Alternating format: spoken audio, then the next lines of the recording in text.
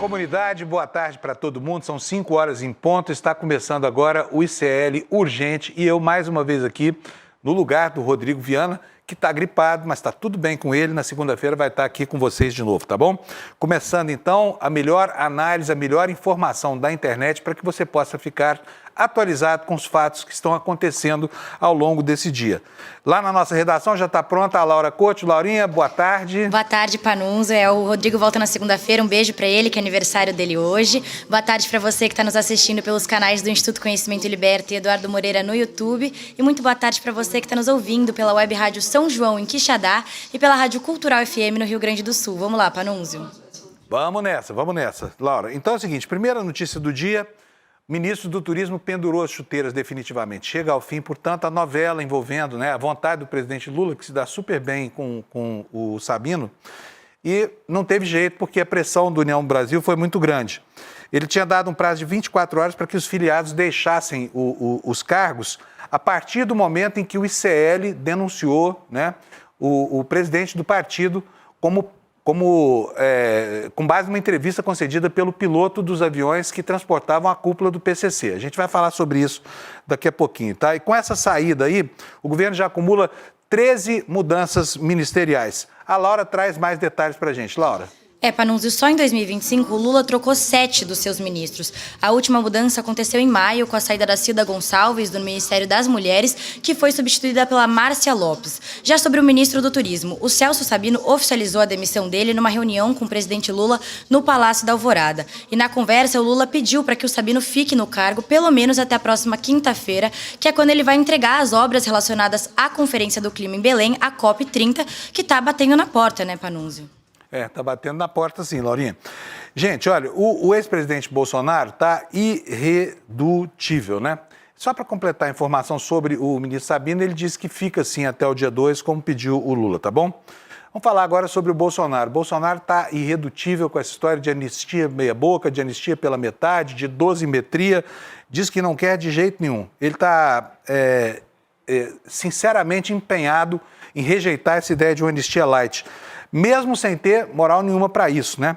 E ele diz que quer porque quer a aprovação da anistia ampla, geral e irrestrita, ou seja, não quer apenas ficar livre da cadeia, ele quer também voltar a ser elegível a tempo de disputar a eleição de 2026.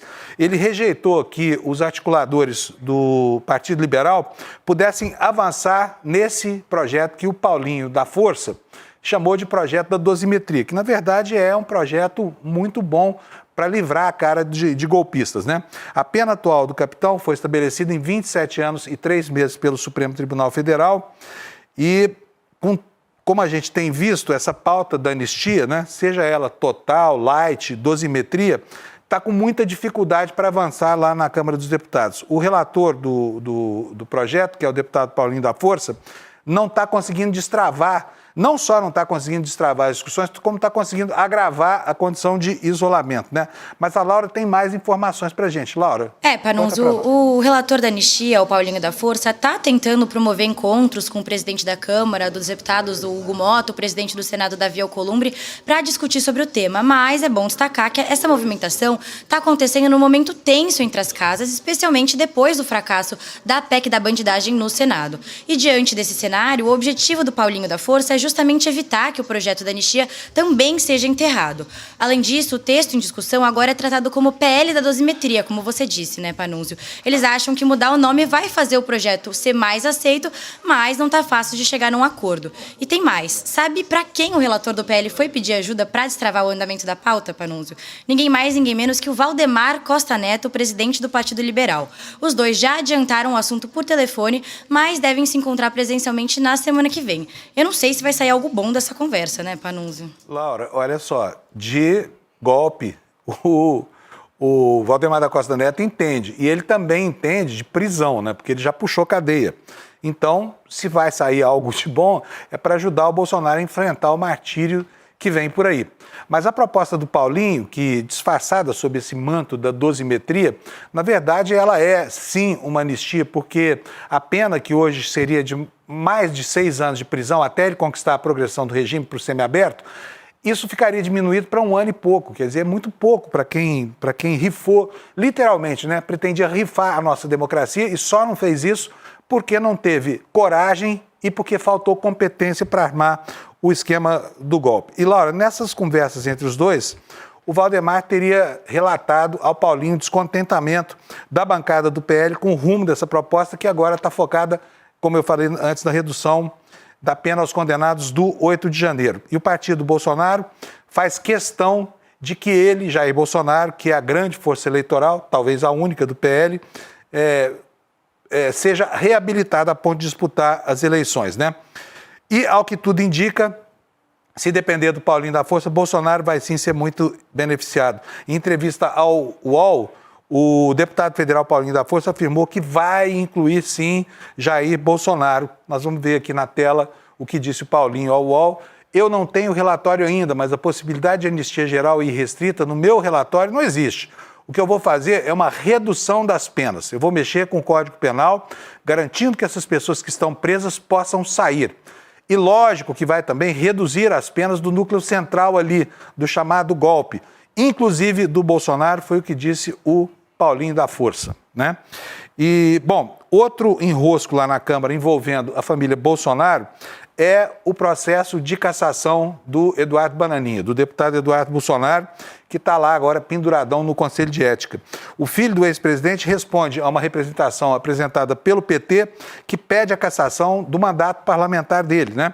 Por atuar em defesa das sanções aplicadas lá nos Estados Unidos, nessa campanha que foi chamada como uma campanha de lesa pátria. Mas parece que agora foi a vez do filho 03. De o filho 03 se dar bem, tá?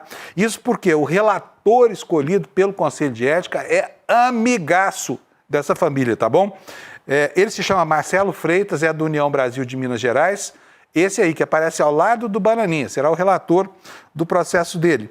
E o delegado Freitas é um antigo aliado da família, fez até pregações a favor dessa família aí. Laura, conta pra gente. Panunzio, para você ter uma noção, o deputado Marcelo Freitas, o escolhido para relatar a cassação do Dudu, já gravou um vídeo, com o filho 03 do Jair em 2019. Nessa gravação, o Freitas se referiu ao Eduardo como amigo e disse que apoiaria o então governo Bolsonaro. E tem mais, o deputado já afirmou que defende a anistia ampla, geral e irrestrita e também defende o impeachment do ministro do Supremo, Alexandre de Moraes. Em julho desse ano, Marcelo Freitas afirmou que a medida do STF de bloquear o acesso do Bolsonaro às redes sociais beirava o absurdo e ele ainda declarou que o país enfrenta uma ditadura do poder judiciário. O que a gente pode esperar de um relator desses, né, Panunzio? O Eduardo se deu bem. Vamos ver o que vai definir o plenário, né? Porque o relator é muito importante, Laura, mas o contexto político talvez seja mais importante ainda. E a gente viu que o Eduardo Bolsonaro tem perdido todas, né?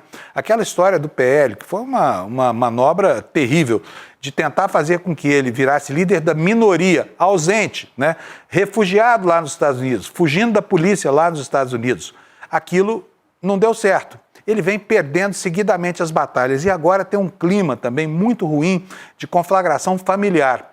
Porque não se sabe exatamente o que está acontecendo, já que aquela família é indevassável. Mas as imagens dessa guerra entre pai e filho começam a aparecer, né?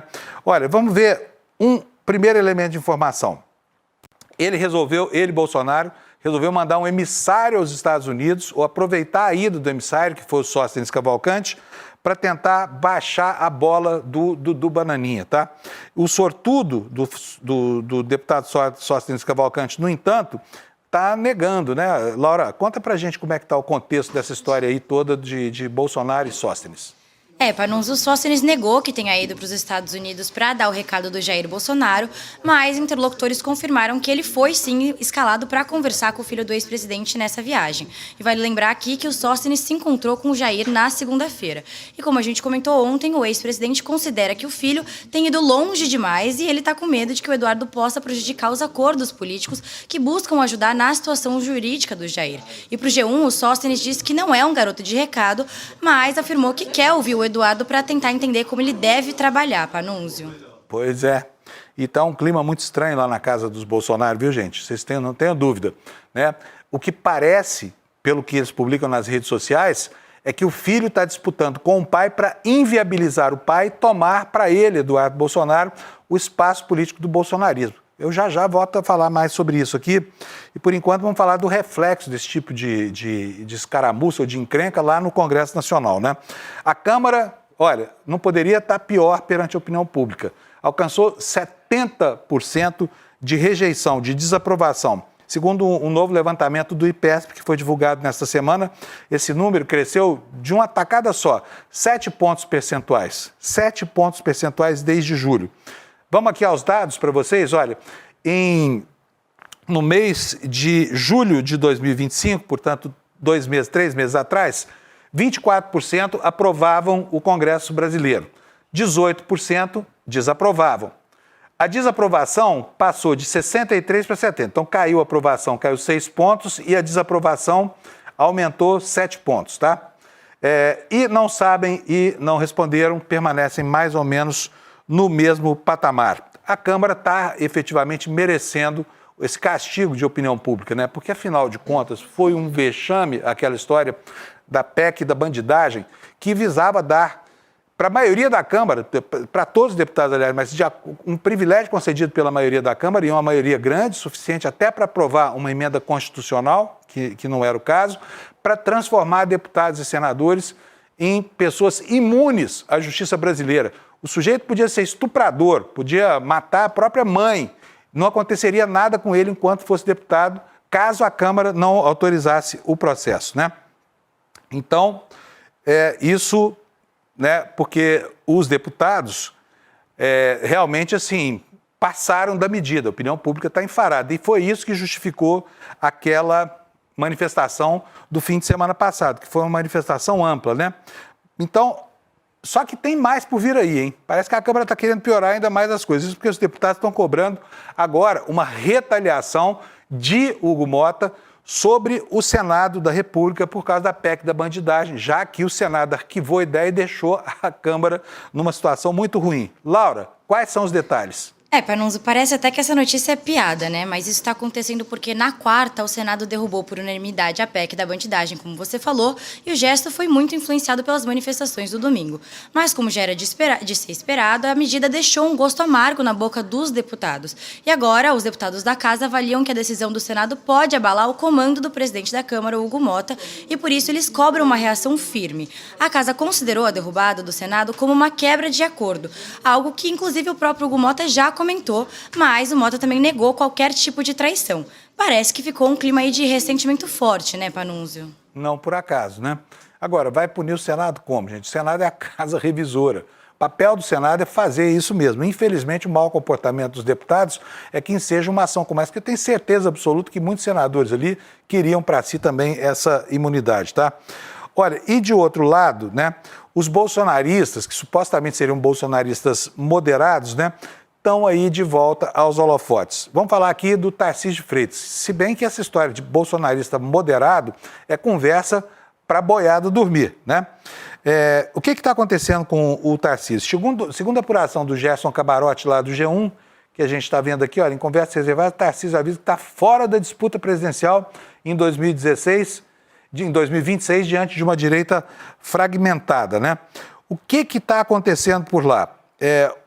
Um ponto muito importante é a arrancada de Lula nas pesquisas, ou a restauração da popularidade do Lula. Quando todo mundo julgava que Lula estava acabado, que, enfim, a eleição da direita era favas contatas, aconteceu tudo que nós estamos vendo nos últimos dias, né?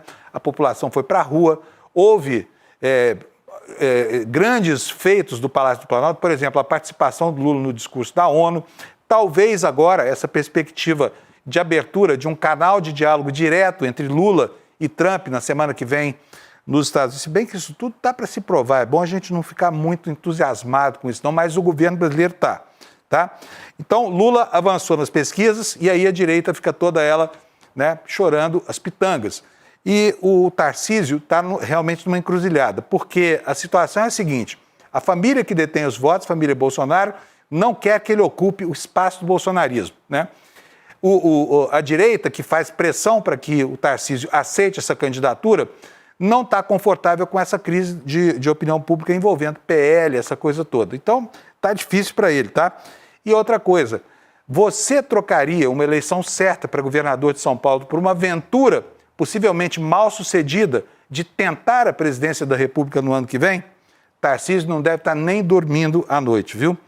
Só que o Centrão parece ter um plano B. É isso, Laura? Panunzio, com o Tarcísio de Freitas desanimado para 2026, o governador de São Paulo já está com um candidato na agulha.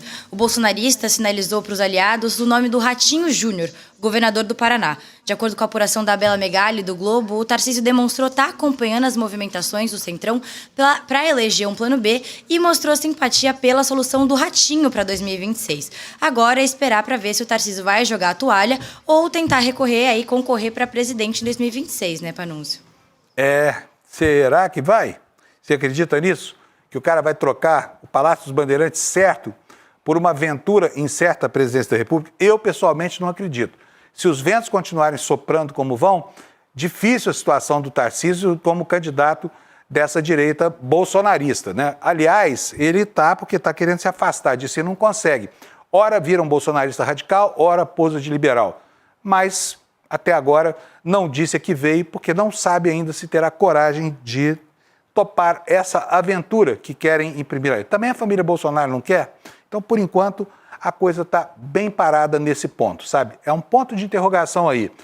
Tarcísio tem chance junto ao Bolsonaro? Ele pode contar com o PL? Ele poderia contar com uma estrutura sólida da extrema-direita na próxima campanha? Vai disputar contra a máquina, vai ter coragem de fazer isso contra um presidente que está em plena recuperação da sua popularidade e que provavelmente fará um último ano de governo cheio de notícias boas para a população brasileira? Difícil, né? Agora, os bastidores da política são realmente engraçados. Veja só, Carla Zambelli. Ontem, aqui no Urgente, você viu a imagem dela prestando depoimento ao Conselho de Ética da Câmara, aqui no Brasil, né? Estava desfigurada, porque está passando uma situação lá que ela não pensou que fosse enfrentar. Ocorre que essa deputada não tem primado muito pela inteligência nas suas decisões, né? A gente viu que ela passou pelos Estados Unidos na sua fuga do Alexandre de Moraes e preferiu ir para a Itália, onde a cana é duríssima. A Itália tem menos de 10% dos presos brasileiros, mas o regime lá é terrível. E aí ocorre uma indagação aqui. Será que alguém que está preso em regime cautelar na Itália tem o direito de usar as redes sociais? Será que não? Será que lá é igual aqui ou dá um computador para os presos, né? Porque ela, Carla Zambelli, não quer ficar fora das discussões políticas, tá? Ela está lá presa lá na Itália e, apesar disso, está anunciando que em breve dirá quem é o herdeiro do seu capital político, se é que existe algum, né? Para as eleições de 2026. Essa revelação vai ser feita pelas redes sociais dela, recém-liberadas aqui no Brasil por decisão do Alexandre de Moraes. Será que ela vai ter um computador lá na cadeia, na Itália, para ficar tuitando? Mas como Zambelli está na cadeia e não pode usar o celular, não pode, lá como aqui, os perfis dela na internet são gerenciados por quem? Pela mãe dele, essa senhora aqui, olha, que já foi, inclusive, cotada para assumir o espólio da filha, né? E também pelo filho dela, pelo João Zambelli, que já tem feito incursões pelo Twitter, tentando comover as pessoas para a situação que a mãe está enfrentando lá na Itália. A Rita, dona Rita, que é essa senhora aqui, a mãe dela, era cotada como eu disse, como possível herdeira do capital político da filha, só que desistiu de disputar uma vaga como deputada federal no ano que vem. Por que será, hein? A pergunta que fica é, Zambelli tem toda essa projeção para conseguir eleger alguém? Vamos passar agora, gente, ao noticiário internacional. Diversas delegações hoje saíram do plenário da Organização das Nações Unidas quando entrou o primeiro-ministro de Israel, Benjamin Netanyahu. Foi um gesto de protesto. Vários países, a conta oficial é de que 30 países deixaram o ambiente da Assembleia Geral da ONU, inclusive o Brasil, né? E saíram de lá antes que o ministro pronunciasse a sua primeira palavra. No caso dos brasileiros, os membros da comitiva vestiram o tradicional lenço palestino, né, que chama kefiá, tá? É aquele lenço branco e preto. O movimento evidenciou o isolamento crescente do Estado sionista, pressionado para firmar um cessar-fogo com os palestinos. E, na vésperazinha dessa Assembleia, Austrália, Canadá, França, Reino Unido e Portugal já haviam impresso uma primeira derrota a Netanyahu, porque eles anunciaram o reconhecimento do Estado da Palestina. Mas, afinal, Laura, eu, pelo que vi que o Netanyahu fez um discurso para americano ouvir, mas eu quero saber como é que foi o discurso dele. Panunzio, o discurso foi mais do mesmo. No caso, o mesmo absurdo. No palanque da Assembleia da ONU, Netanyahu afirmou que Israel vai continuar atacando a faixa de Gaza até que termine o trabalho no território palestino. Eu acho que deu para entender aí por que os outros países se retiraram da plateia. Mas a fala não terminou por aí. O Netanyahu criticou a pressão dos países sobre Israel, rejeitou o Estado palestino e negou que o exército israelense esteja matando civis ou causando fome em Gaza.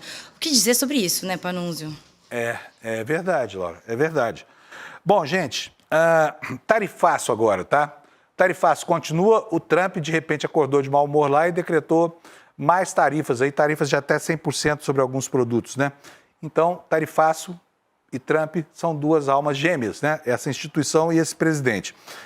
Ele anunciou hoje uma nova taxa de 100% sobre produtos farmacêuticos importados, a não ser que a empresa responsável esteja construindo uma fábrica lá nos Estados Unidos. E Trump diz também que essa medida é para proteger os fabricantes locais de uma inundação desses produtos nos Estados Unidos.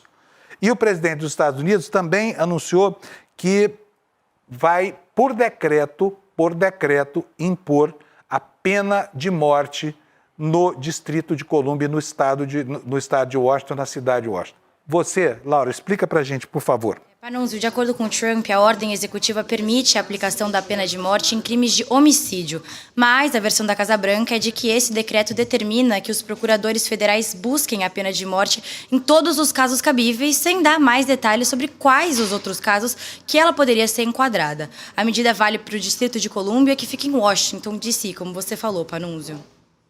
Então é o seguinte, olha, o Trump está usando essa medida para coagir estados e cidades que têm população majoritariamente negra. É impossível não ver o segregacionismo nas atitudes desse presidente, que nunca negou que fosse racista, né? E que tem feito um sistema para privilegiar aqueles que já são privilegiados, como a gente tem visto desde que ele tomou posse. Washington não é a cidade mais negra dos Estados Unidos, mas ela tem uma população negra muito maior do que a média americana. Tem quase 50% de negros em Washington. A mesma coisa aconteceu em Los Angeles, a mesma coisa aconteceu em Nova York, a mesma coisa está acontecendo em Chicago. Você não vai ver uma ação como essa em relação, por exemplo, ao estado da Flórida, né? Que é de onde vem o secretário de Estado, que é o ministro das Relações Exteriores do governo Trump.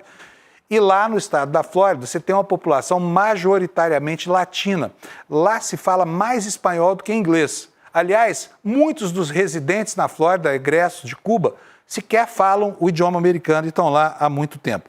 Então é inegável, é inequívoco que Trump tenha, no sentido do racialismo das suas atitudes, né, a justificativa para impor sanções como essas. Agora, preciso lembrar que mesmo em lugares que já tem a pena de morte, há muito tempo ela não é aplicada, né? E imagina só que tipo de gente vai receber essa punição terrível que é a pena de morte, que deveria estar em desuso no mundo há muito tempo, que o mundo rejeita há muitos anos, né?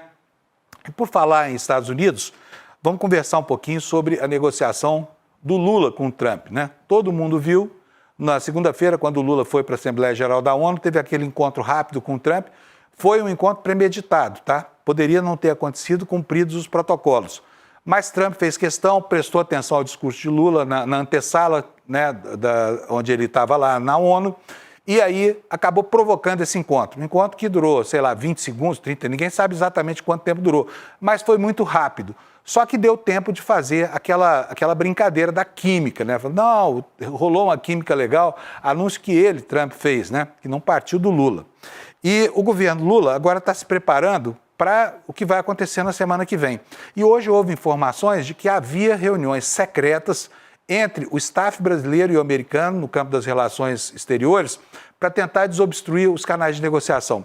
Há uma informação até de que o empresário Joesley Batista, do grupo JBF, que tem uma empresa lá nos Estados Unidos que é grande, tem quase 80 mil funcionários, ele esteve com Trump e levou ao Trump um pedido em nome dos empresários brasileiros, né?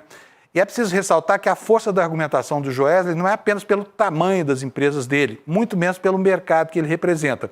É que ele deu $5 milhões para a festa de de inauguração, que é como se chama a festa da posse presidencial. Então, ele tem cartaz com Trump, que é dinheirista, que adora dinheiro e que certamente perdeu com ele alguns minutos considerando o que fazia com o Brasil. Então, existe toda uma conjuntura, não é apenas uma atitude disparatada de um presidente que, de repente, se mete a contrariar as posições que ele mesmo tem assumido, negando-se a dialogar com Lula, né? Agora, resta saber o que vai acontecer na semana que vem. No entanto, o governo do Lula está se preparando para essa reabertura do diálogo, tudo acontecendo, como eu já disse, em sigilo. Isso porque membros do governo ainda têm medo, né, das tentativas de boicote por parte de quem? Eduardo Bananinha e dos contatos dele lá no Departamento de Estado dos Estados Unidos. Fontes do governo e da diplomacia, ouvidos pela CNN, afirmaram que houve uma movimentação prévia para preparar o terreno para uma eventual aproximação. Conversas de autoridades do governo brasileiro e do governo norte-americano aconteceram nas últimas semanas, como eu disse, depois do aceno de Trump na Assembleia Geral da ONU. E aqui fica a nossa pergunta sobre se isso vai ter ou não vai ter consequência, né? O governo está apostando muitas fichas. O Lula voltou a repetir que a química foi boa. Resta saber quão boa foi essa química e se ela não vai desaparecer, assim como surgiu também, porque Trump é um sujeito mercurial, ele muda de ideia, assim como troca de roupa, né? E olha, a Débora do Batom, o ministro do Supremo Tribunal Federal, Alexandre Garcia, determinou o cumprimento imediato da pena. Está aqui nessa manchete do Metrópolis. Olha, Moraes determina o início do cumprimento da pena da Débora do Batom. Ela ficou conhecida porque ela escreveu com um batom na Estátua da Justiça lá na frente do Supremo a frase "perdeu o mané", né? E essa frase atribuída ao ministro Barroso, que ontem presidiu a última sessão dele lá no Supremo Tribunal Federal. Ela foi condenada a 14 anos de reclusão. O cumprimento foi revertido, no entanto, em prisão domiciliar. A ordem foi expedida a partir do fim do processo, do trânsito em julgado, já que a primeira turma do Supremo rejeitou os embargos de declaração e os embargos infringentes que foram solicitados pelos advogados da chamada Débora do Batom. Gente, uma notícia triste lá nos Estados Unidos, aquele caso do tiroteio dentro de uma escola dos Estados Unidos, aqui no Brasil, uma notícia triste aqui no Brasil, em Sobral, né, lá no Ceará, 2 alunos foram mortos dentro de uma escola estadual, né? Hoje à tarde, um dos suspeitos foi preso, né? Esse suspeito foi preso. Não foi esclarecida qual é a participação desse rapaz no crime. As imagens das câmeras de segurança registraram o momento em que 2 homens armados atiraram contra os estudantes dentro da escola. 2 mulheres também estão sob suspeita de envolvimento nesse crime horroroso. As investigações seguem em andamento e o secretário de Segurança do Ceará, Roberto Sá, classificou esse ataque a tiros como execução e afirmou que o caso é uma consequência de uma espiral de violência vinda do tráfico de drogas. E olha, o Ceará, durante muito tempo, foi considerado um estado atipicamente pacífico, né? Mas houve um avultamento do tráfico, um crescimento do tráfico de drogas e dos crimes organizados, a ponto de que hoje a capital do Ceará é dividida em 2 metades. A metade oeste é de um comando, a metade leste é de outro comando, tá bom? Gente, está chegando aqui ao fim o nosso programa de hoje. Como eu disse, na segunda-feira, o Rodrigo vai estar de volta, porque ele está gripado, mas já está bem melhor. E eu preciso fazer um convite a vocês. E hoje é a última oportunidade de fazer esse convite. Eu quero que você se inscreva e venha participar remotamente, óbvio, nessa aula que o Eduardo vai dar para a gente aqui, chama o Guia da Liberdade Financeira.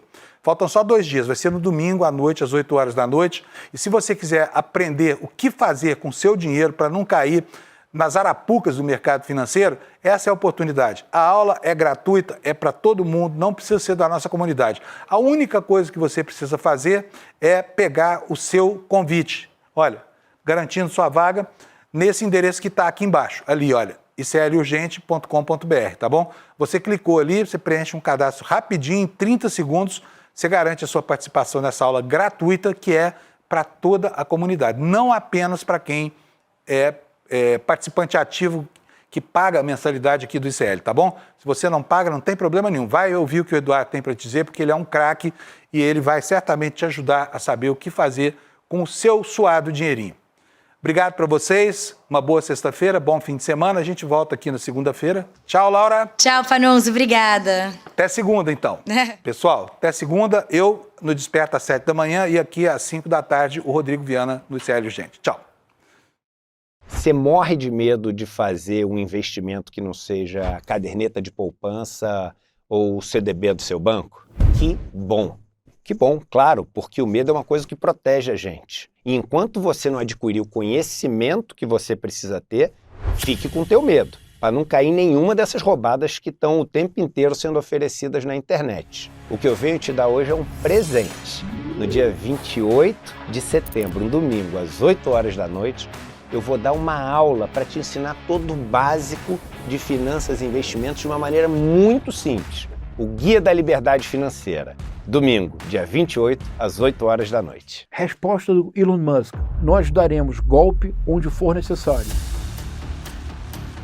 O Brasil nunca foi uma nação.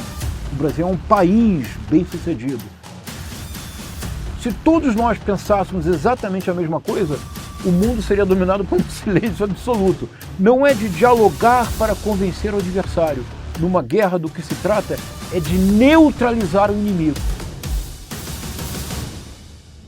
Um grupo de gaúchos em praça pública se reuniu com os celulares na cabeça em posição horizontal para pedir socorro a alienígenas para manter Jair Messias Bolsonaro no poder. A extrema-direita não existe sem a produção de caos cognitivo. Mas como se produz esse caos cognitivo? Precisamos estar atentos, porque se eles conseguirem, ainda que eles percam as eleições presidenciais em 2026, a ditadura começou.